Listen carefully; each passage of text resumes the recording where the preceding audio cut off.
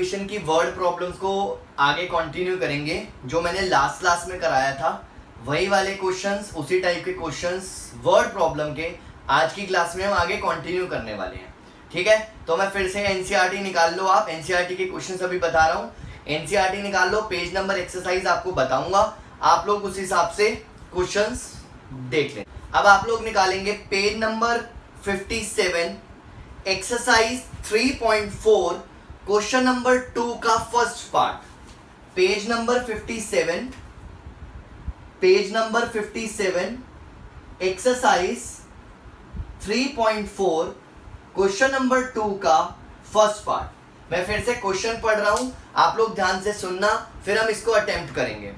Question is if we add 1 to the numerator and subtract 1 from the denominator, the fraction reduces to 1। मतलब कि अगर हम किसी fraction में न्यूमरेटर में एक ऐड कर दें और डिनोमिनेटर में एक सब्ट्रैक्ट कर दें तो फ्रैक्शन 1 हो जाती है और ये 1/2 बन जाएगी।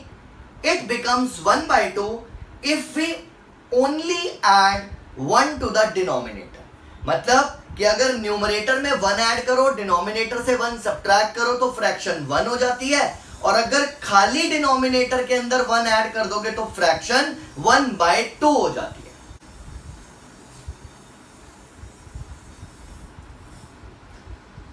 क्वेश्चन सबको समझ आ गया? लेट करते हैं न्यूमरेटर ऑफ द फ्रैक्शन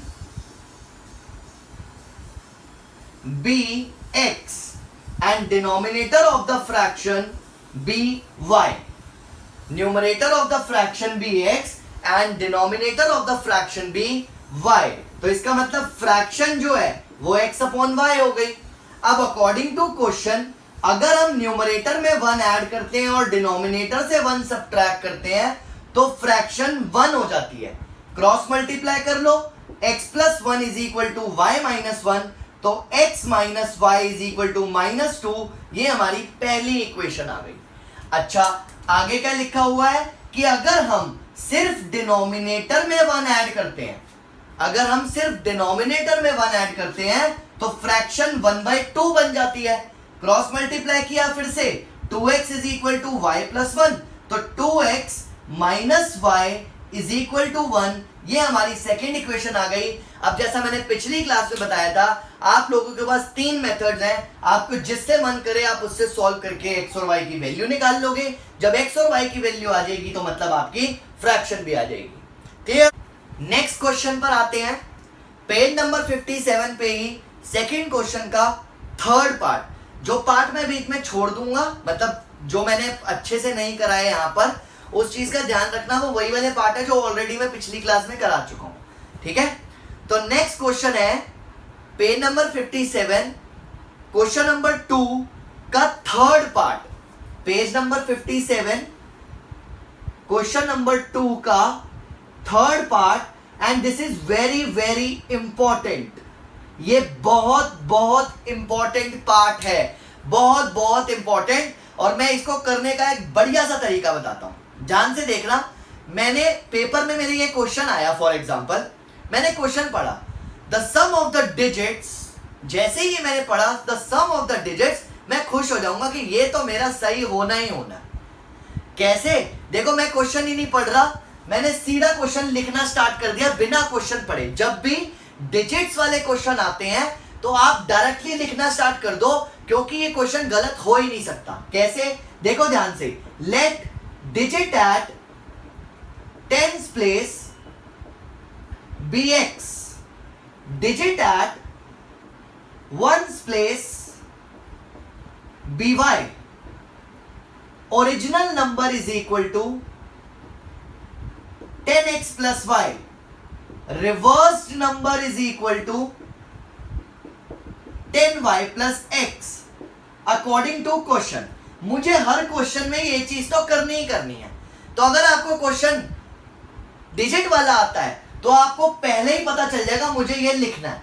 अब फिर से बता रहा हूं कि कोई भी 2 डिजिट नंबर जैसे 35 है, इसके टेंस प्लेस को हमेशा x लेना, वंस प्लेस को हमेशा y लेना। कोई भी बच्चा किसी भी सॉल्यूशन को चेक नहीं करेगा।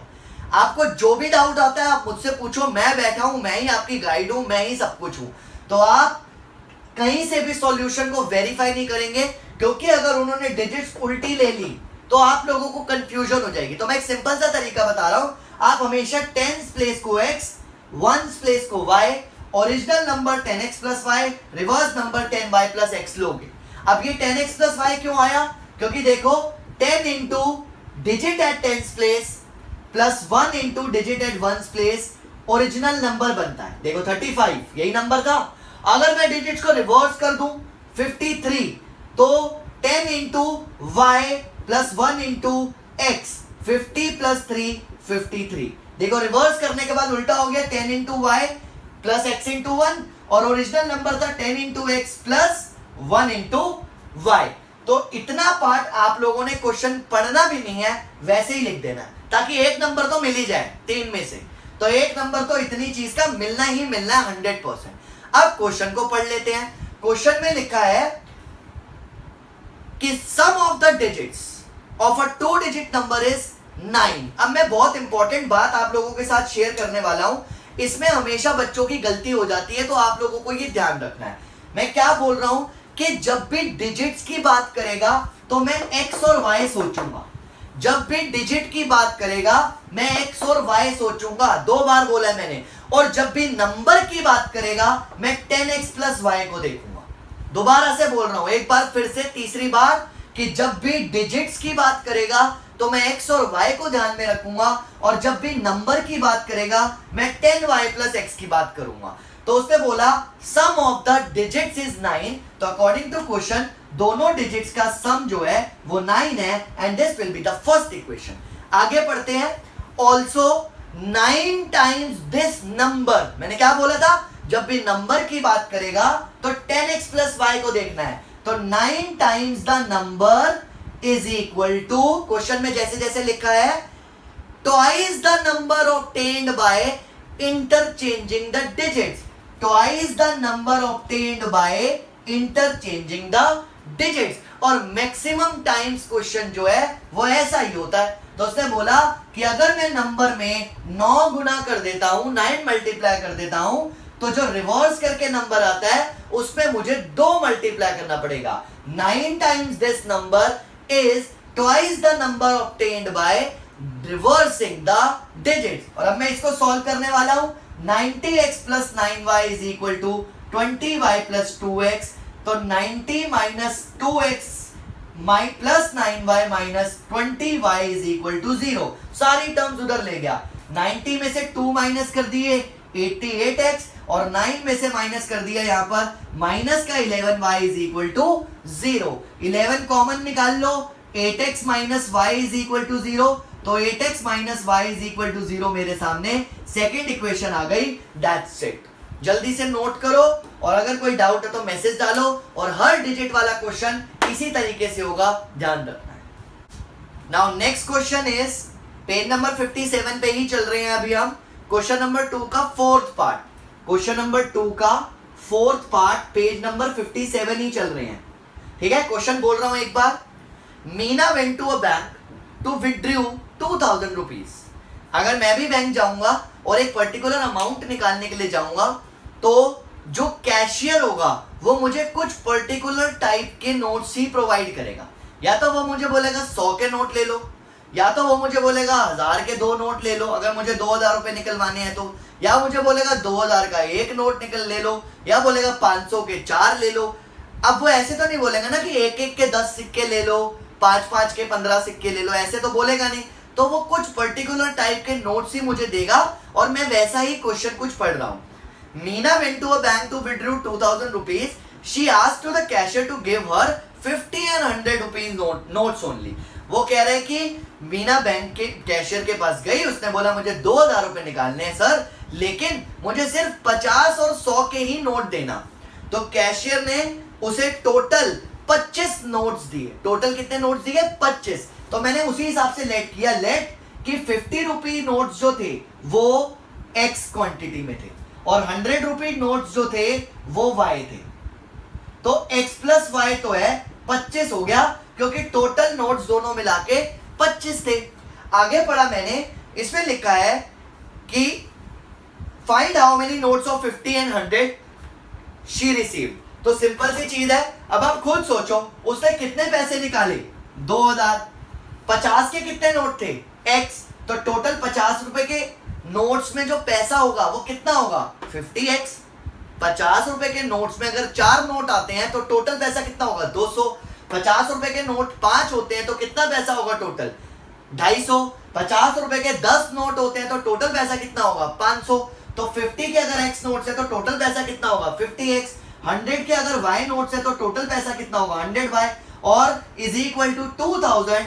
ये हमारी दूसरी इक्वेशन आ गई। इसको भी छोटा कर सकते हैं, 50 कॉमन निकाल लो, x plus 2y is equal to 2000, x plus 2y is equal to 2000 divided by 50 कर देना, तो यहाँ पे हमारा 40 आ जाएगा। x plus 2y is equal to 40, ये हो गई हमारी सेकंड इक्वेशन, ये है हमारी फर्स्ट इक्वेशन। सॉल्व करके x और y की वैल्यूज निकाल लेना, दैट्स इट। ठीक है, जल्दी से नोट करो, अगर कोई डाउट है तो मैसेज डालो।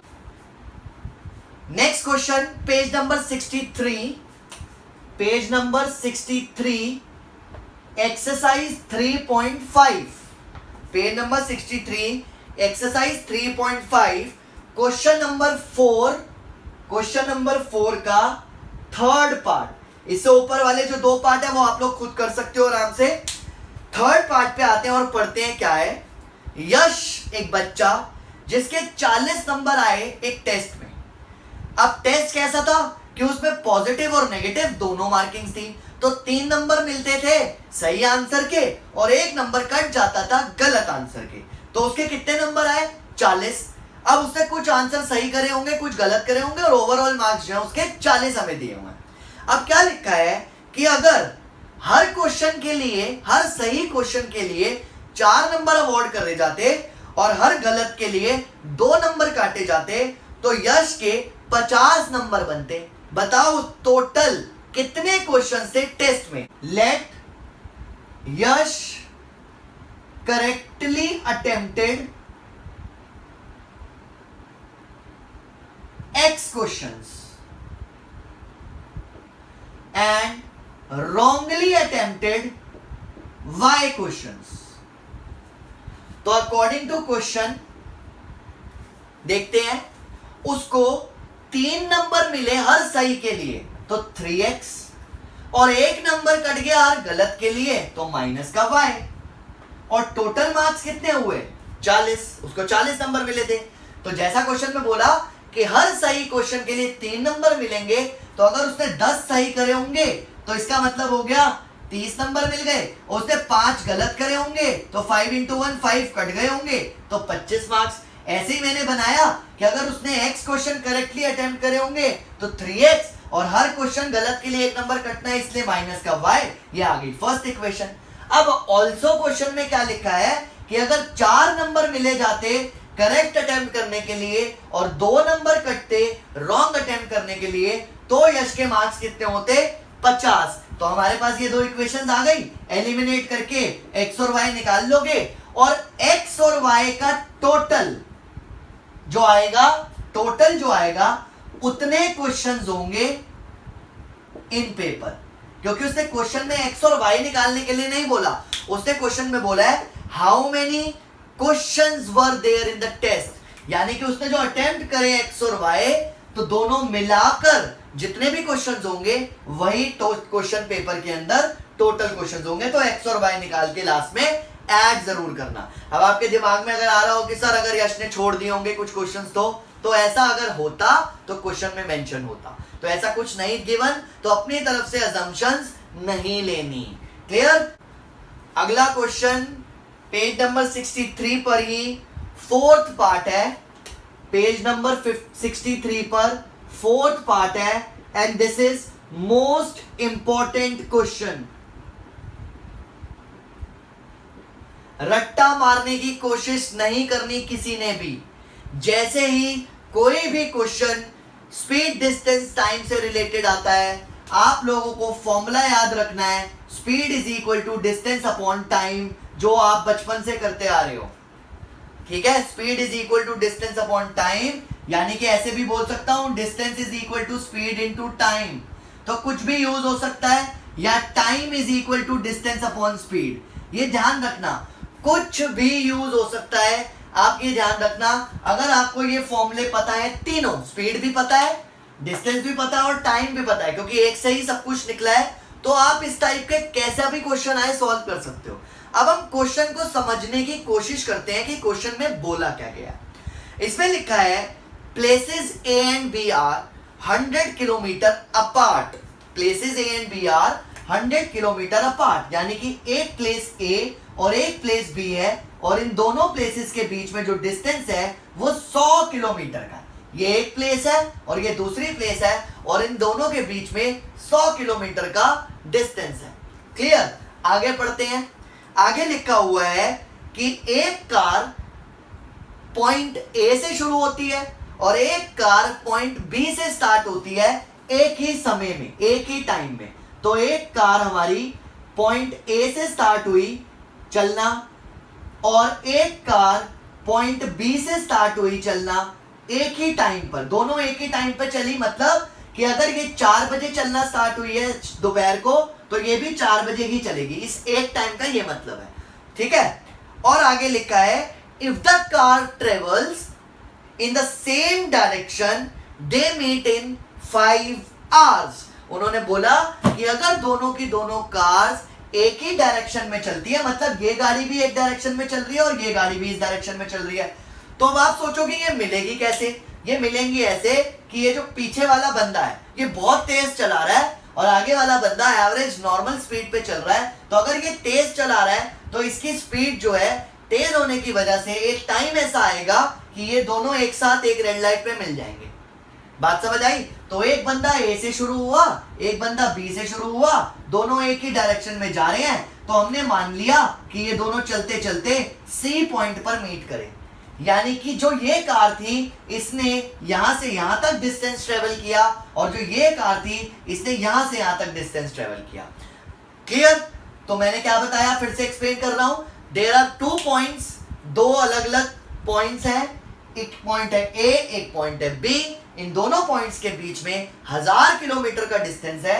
एक कार यहां से चली, एक कार यहां से चली, और दोनों एक ही डायरेक्शन में चल रही हैं, और 5 घंटे के बाद मिलती है। ये 5 घंटे के बाद मिलती है, मतलब इसको यहां से यहां तक ट्रेवल करने में 5 घंटे लगे और इसको यहां से यहां तक ट्रेवल करने में 5 घंटे लगे। इसका मतलब ए ने ज्यादा तेज गाड़ी चलाई होगी, इसलिए उसने 5 घंटे में ज्यादा डिस्टेंस ट्रेवल कर लिया।